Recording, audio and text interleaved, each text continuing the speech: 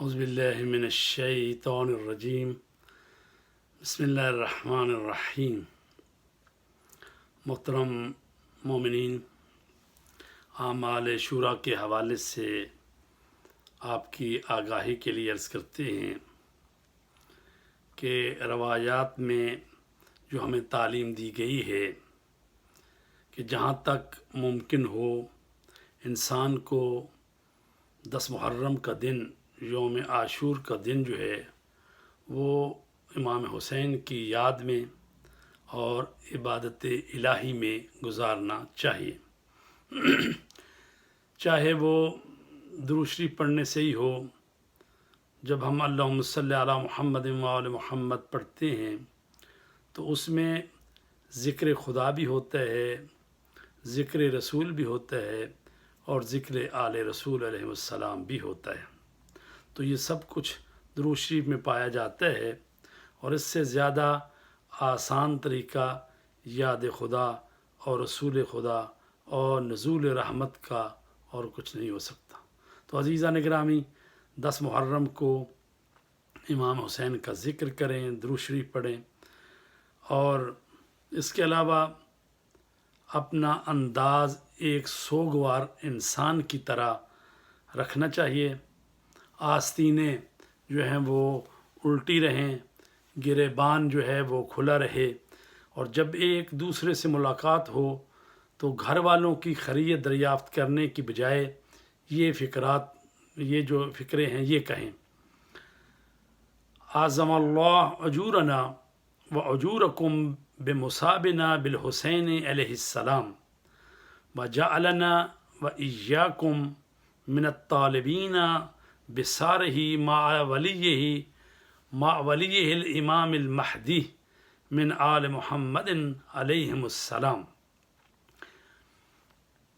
اللہ ہمارے اور آپ کے اجر کو امام حسین علیہ السلام کے غم میں عظیم تر قرار دے، اور ہمیں اور آپ کو ان کے فرزند حضرت امام مہدی علیہ السلام کے ساتھ ان کے خون ناحق کا انتقام لینے والوں میں قرار دے۔ اس کے علاوہ 1000 مرتبہ سورہ قل هو اللہ احد کی تلاوت کرے کہ اس میں خدا کی وحدانیت اور اس کی بے نیازی کا اعلان ہے، اور اس سے یہ احساس پیدا ہوتا ہے کہ انسان اس کا واقعی بندہ بن جائے تو وہ اسے یکتائے روزگار اور بے نیاز کائنات بنا دیتا ہے۔ اور اس کے علاوہ چوتھی چیز جو ہے وہ اس فکرے کی مسلسل تکرار کرنی ہے: یا لیتنی کنت معکم فافوز فوزا عظیما۔ اے کربلا کی شہیدوں، کاش ہم بھی تمہارے ساتھ ہوتے اور یہ عظیم کامیابی حاصل کر لیتے۔ نمبر 5، یہ جملہ جو ہے اس کو بھی دہراتے رہیں۔ اس میں امام حسین علیہ السلام اور ان کے اصحاب اور ان کی اولاد کے قاتلین پر لعنت بھیجی گئی ہے: اللہم لعن قتلۃ الحسین و اولادہ و اصحابہ۔ خدایا امام حسین علیہ السلام کی اور ان کی اولاد اور ان کے اصحاب کے قاتلوں پر لعنت فرما۔ گریہ وزاری، نوحہ و ماتم کے علاوہ روز عاشور ان 10 اعمال کی ہدایت معصومین علیہم السلام کی طرف سے وارد ہوئی ہے، لہٰذا ان کا خیال رکھنا بے حد ضروری ہے تاکہ اظہار رنج و الم کے ساتھ اتباع معصومین علیہم السلام کا حق بھی ادا ہو جائے۔ پہلی چیز کون سی ہے؟ 4 رکعت نماز ادا کرے۔ پہلی رکعت میں سورہ حمد کے بعد سورہ قل یا ایھا الکافرون کی تلاوت کرنی ہے، اور دوسری رکعت میں سورہ حمد کے بعد سورہ قل هو اللہ احد کی تلاوت کرنی ہے۔ تیسری رکعت میں سورہ حمد کے بعد سورہ احزاب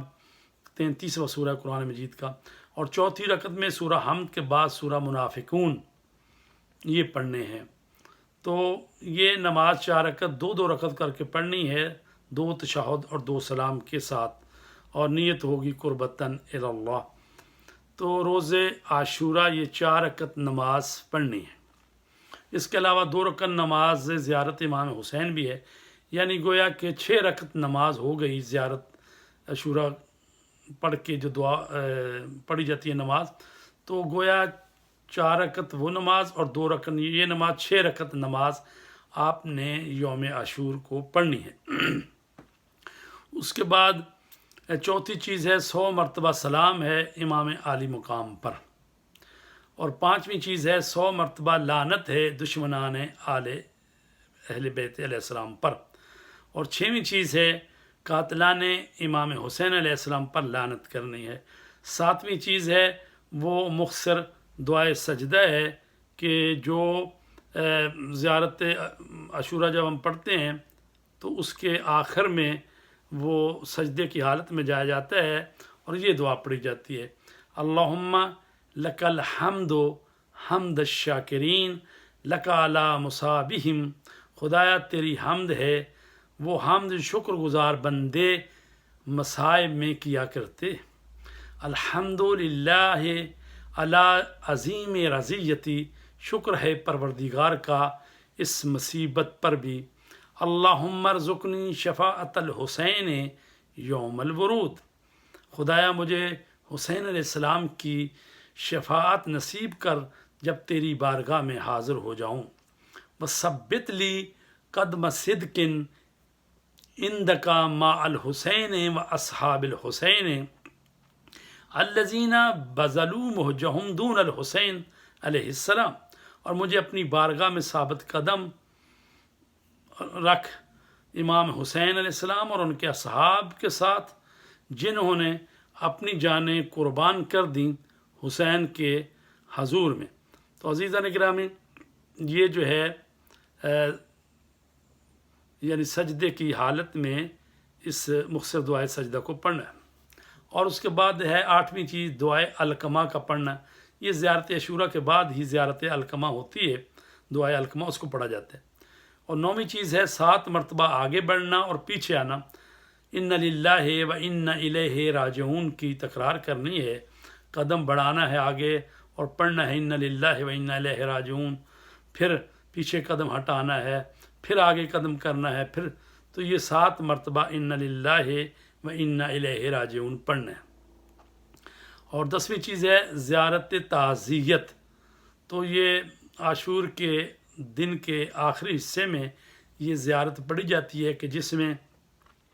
رسول پاک کو تعزیت پیش کی جاتی ہے، مولا کائنات علیہ السلام کو، بی بی فاطمہ زہرا کو، امام حسن مجتبیٰ کو اور امام زمانہ کو یہ تعزیت جو ہے پیش کی جاتی ہے۔ تو یہ 10 چیزیں ہیں کہ جس پر عمل کیا جاتا ہے۔ اب یہ سوال پیدا ہوتا ہے کہ جو 4 رکعت نماز یوم عاشور پڑھی جاتی ہے اس میں تیسری اور چوتھی رکعت میں، تیسری میں سورہ احزاب اور چوتھی میں سورہ منافقون پڑھا جاتا ہے، اس کی کیا وجہ ہے؟ تو اس کی وجہ یہ ہو سکتی ہے کہ اس کا شاید راز یہ ہو کہ رسول اکرم صلی اللہ علیہ وسلم اور ان کی رسول اور ان کی اہل بیت علیہ السلام کی عظمت کا تذکرہ ہے سورہ احزاب میں، اور سورہ منافقون میں ان افراد کی مذمت ہے کہ جن کی زبان پر کلمہ رسالت تھا لیکن ان کے دل کفار کے ساتھ تھے، جو لشکر یزید کا مکمل کردار تھا۔ اس سلسلے میں سورہ احزاب میں جو چیزیں آئی ہیں ان کے متعلق بیان کرتے ہیں کہ سورہ احزاب میں ابتدائی آیت میں سرکار رسول کریم صلی اللہ علیہ وآلہ وسلم کے اصول زندگی کا تذکرہ ہے، اور آیت نمبر 6 میں آپ کی اولویت النبی ہو اول بالمؤمنین من انفسہم کا ذکر ہے، تو آپ کا وہ جو اولا بالتصرف ہونا اور آپ کا مولا و حاکم ہونا، تو اس کا ذکر ہے۔ آیت نمبر 10 سے آیت نمبر 27 تک مسلمانوں کی آزمائش، ان کے ثبات و استقلال اور منافقین کی روش اور ان کی سازشوں کا نقشہ کھینچا گیا۔ آیت نمبر 33 میں اہل بیت اطہار کی طہارت کا اعلان کیا گیا ہے، جس میں فرمایا گیا انما یرید اللہ लियुज़हिब अन्कुम रिज्स अहलल बैत वयुतहिरकुम तत्हीरा। और साथ ही साथ पैगम्बर इस्लाम की अज़वाज का भी ज़िक्र है और उनसे भी कहा गया है कि अल्लाह तबारक ताला की इताअत करना, अपने घरों में बैठी रहना